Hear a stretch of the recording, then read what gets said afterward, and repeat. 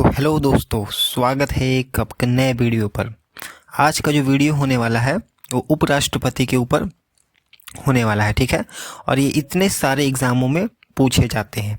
SSC का हो गया, UPSC, BPSC, railway, group D, हर एग्ज़ाम में, ठीक है। देखिए, उपराष्ट्रपति को पढ़ने के लिए अब स्टार्ट करते हैं। सबसे फर्स्ट है कि उपराष्ट्रपति। तो उपराष्ट्रपति होता कौन है ना। तो उपराष्ट्रपति जो है, जैसे राष्ट्रपति देश का पहला सर्वोच्च व्यक्ति होता है ना, उसी प्रकार से उपराष्ट्रपति जो होता है देश का दूसरा सर्वोच्च पद होता है। अगर आप राष्ट्रपति का वीडियो नहीं देखे हैं तो लिंक डिस्क्रिप्शन में डाल दूंगा, आप देख सकते हैं। और यह पद अमेरिकी राष्ट्रपति के मॉडल पर आधारित है ना। और अनुच्छेद 63 जो है इसका प्रावधान करता है, ये बात है। देखते हैं संवैधानिक आधार क्या है। तो आर्टिकल 63 कहता है कि भारत का एक उपराष्ट्रपति होगा। आर्टिकल 64 कहता है कि उपराष्ट्रपति का पदाधिकार और राज्यसभा का सभापति होता है। कहने का मतलब ये है कि राज्यसभा का सभापति कौन होगा, तो राष्ट्रपति जो उपराष्ट्रपति होता है वही राज्यसभा का सभापति होता है। और 65 देखें तो राष्ट्रपति के अभाव या फिर रिक्त या असमर्थता की स्थिति में राष्ट्रपति के कार्य को उपराष्ट्रपति निभाता है, ठीक है। अब देखेंगे कि आर्टिकल 66 जो है वो उपराष्ट्रपति का निर्वाचन का बात करता है। आर्टिकल 67 देखेंगे तो कार्यकाल की बात करता है। और आर्टिकल 68 देखेंगे तो पद की रिक्ति यानी वैकेंसी को दिखता है। अब देखेंगे कि आर्टिकल 69 जो है उपराष्ट्रपति की शपथ, और अनुच्छेद जो 71 है 71 वो चुनाव संबंधित विवादों का हल से संबंधित है। ये तो रहा संवैधानिक आधार यानी कि अनुच्छेद के बारे में। सबसे पहले बार देखते हैं कि राष्ट्रपति के निर्वाचन यानी कि इलेक्शन, उपराष्ट्रपति का निर्वाचन।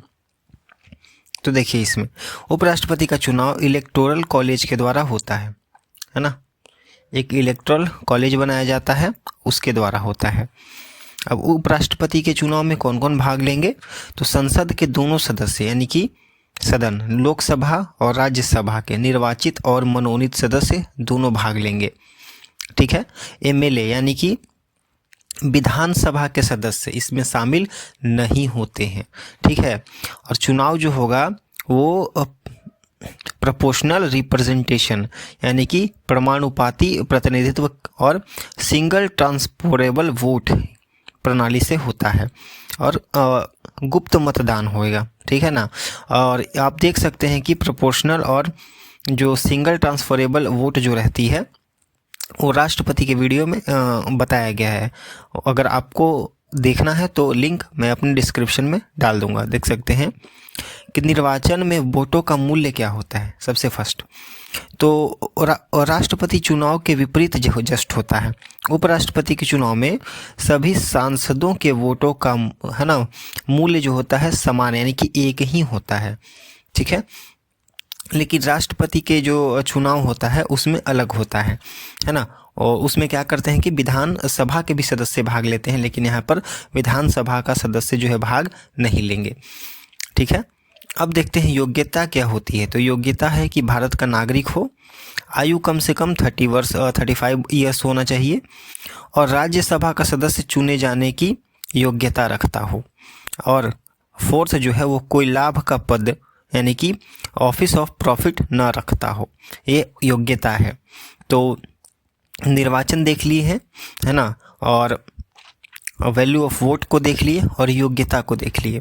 नेक्स्ट आगे बढ़ते हैं और देखते हैं कि नामांकन के नियम क्या है।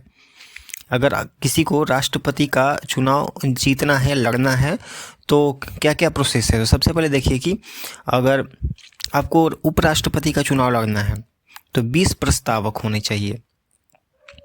20 प्रस्तावक आपके पास होना चाहिए, और 20 जो होने चाहिए वो अनुमोदक होने चाहिए। और आपको एक सुरक्षा राशि देनी पड़ेगी, सिक्योरिटी मनी, जो कि 15,000 रुपया होता है ना। तब आप उपराष्ट्रपति का चुनाव लड़ सकते हैं। अगर हम देखेंगे कार्यकाल के बारे में तो ये 5 सालों तक रहता है। कार्यकाल समाप्त होने पर फिर से चुने जा सकते हैं, यानी कि कोई सीमा नहीं है। एक बार समाप्त हो गए तो फिर से चुने जा सकते हैं। अब देखिए, नए उपराष्ट्रपति के चुने जाने तक पद पर बने रहते हैं। जब तक नए उपराष्ट्रपति नहीं चुने जाते हैं तब तक जो उपराष्ट्रपति हैं फिलहाल के वो बने रहेंगे अपने पद पर। और पद में रिक्ति के बारे में देखते हैं, वैकेंसी ऑफ ऑफिस। तो अगर मृत्यु हो जाती है या फिर इस्तीफा या उनका कार्यकाल समाप्त हो जाता है या फिर सुप्रीम कोर्ट द्वारा चुनाव रद्द कर दिया जाता है या फिर उनको हटा दिया जाता है, उन्हें रिमूव कर दिया जाता है। ठीक है, नेक्स्ट चलते हैं। तो आते हैं हटाने की प्रक्रिया क्या है, क्योंकि राष्ट्रपति को तो इम्पीचमेंट से हटाते थे, है ना, महाभियोग लगाकर। तो देखते हैं कि राज्यसभा में बहुमत प्रस्ताव, देखिए केवल राज्यसभा के माध्यम से ही हटाया जा सकता है ना। क्यों? क्योंकि राज्यसभा का ये पदेन सभापति होते हैं। तो राज्यसभा में बहुमत प्रस्ताव लाया जाएगा और प्रस्ताव पास होने के लिए साधारण बहुमत यानी कि सिंपल मेजॉरिटी पर्याप्त है। और देखेंगे प्रस्ताव को लोकसभा द्वारा अनुमोदन है ना जरूरी है, मतलब कि पहले राज्यसभा में जाएगा फिर लोकसभा से अनुमोदित होगा। और हटाने का आधार जो होना चाहिए वो नैतिक दुर्व्यवहार का आरोप नहीं, केवल राजनीतिक कारण भी चल सकते हैं, है ना। मतलब कि नैतिक दुर्व्यवहार ही नहीं और केवल राजनीतिक कारण भी चलेगा। ठीक है, ऐसा बात। अगर ध्यान देने वाली बात है कि उपराष्ट्रपति को राष्ट्रपति की तरह महाभियोग की प्रक्रिया के द्वारा नहीं हटाया जाता। महाभियोग सिर्फ राष्ट्रपति के लिए लगाया जाता है। ठीक है, शपथ की बात देखें तो राष्ट्रपति जो है इनको शपथ दिलाते हैं। भारत के जो राष्ट्रपति हुए वो शपथ दिलाते हैं। अब देखते हैं इनके वेतन और भत्ते के बारे में। ठीक है, तो वेतन भत्ता कुछ इस प्रकार है कि उपराष्ट्रपति के रूप में सैलरी, उपराष्ट्रपति को कोई वेतन नहीं मिलता है। सबसे पहले अगर उपराष्ट्रपति कोई बंदा है तो उसको उपराष्ट्रपति के लिए सैलरी नहीं मिलता है, उसको सैलरी मिलता है चूँकि वो राज्यसभा का सभापति होता है और उसी के रूप में उसको वेतन मिलता है। ठीक है, और क्योंकि वह ex officio chairman of Rajya Sabha है इसलिए उन्हें वेतन इस पद के अनुसार ही मिलता है। ठीक है, मतलब कि उपराष्ट्रपति को नहीं मिलेगा सैलरी।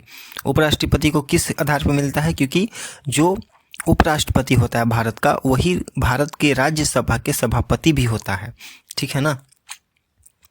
अब देखते हैं कि उपराष्ट्रपति के अधिकार और क्या कार्य क्या क्या हैं। तो राज्यसभा के सभापति के रूप में उपराष्ट्रपति का मुख्य कार्य तो सबसे पहले था कि राज्यसभा की अध्यक्षता करना, नियमों का पालन सुनिश्चित करना और सदस्य को बोलने की अनुमति देना, है ना, अनुशासन बनाए रखना, बिल को वोटिंग के लिए रखना और जो 6 हो गया वो कास्टिंग वोट यानी कि टाई होने पर निर्णायक वोट देना, है ना। मान लो कि 100 सदस्य हैं, ठीक है, और एक है जो सभापति हैं, तो अगर वोटिंग हो रहा है तो 50 अगर इस साइड और 50 इस साइड पड़ेगा तो एक इनको देना पड़ेगा और ये जिस साइड वोट देंगे वही बात होगा। ठीक है, आता है। परंतु उपराष्ट्रपति राज्यसभा के सदस्य नहीं होते हैं इसलिए सामान्य वोट नहीं देते हैं, है ना, निर्णायक वोट देते हैं, सामान्य वोट नहीं देते हैं क्योंकि ये राज्यसभा के सदस्य नहीं होते हैं, ये सभापति होते हैं, है ना। अब देखते हैं महत्वपूर्ण उपराष्ट्रपति के वेतन का प्रावधान जो होता है वो कंसोलिडेटेड फंड ऑफ इंडिया से होता है। ठीक, तो आज का वीडियो यहीं तक रहने वाला है। अगर वीडियो पसंद आई हो तो ज़रूर से